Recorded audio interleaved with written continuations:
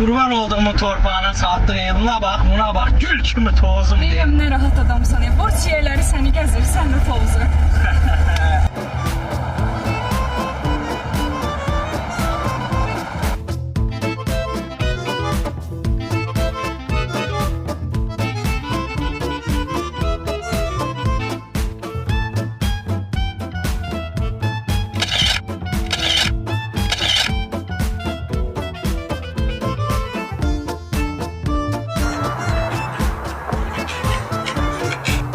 Alo.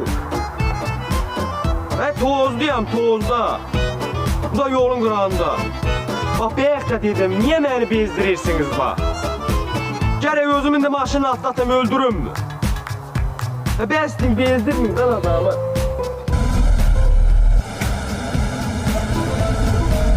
Nə qəşəngdir deyirəm.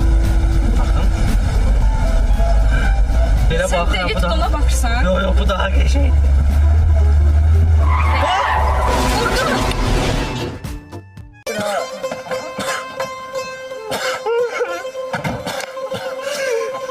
Ay kardeş.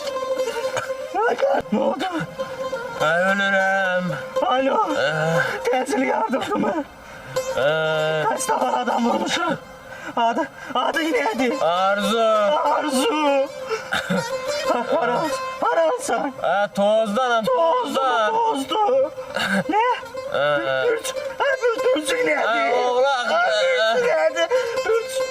Öldü. Ta gelme. Nakıda kanalı gelip öldü. Çekecek. Gözlə, bir dənə selfie çəkin.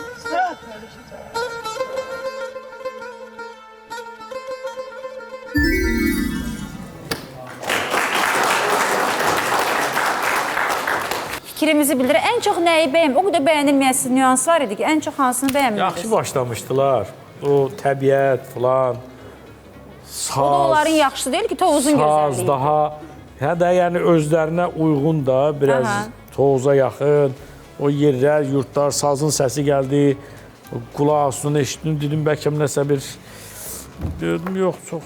Sonda dediyim ki, bir dənə o qızın selfie çəkdirməsi, o gün... O da niyə o olmayıb? reallıqdır, bu günləri. Coşqun müəllim, necəsiz? Yaxşı olmağa çalışıram. Yəni Qoymurlar. sonuncu videodur. Yəni uşaqlar yenə deyirəm, nəsə eləmək istəyiblər. Amma Rafaelin sözü olma, bir dənə o selfie axırda olmasaydı heç bir mənası da yox idi. Heyif, çox heyif.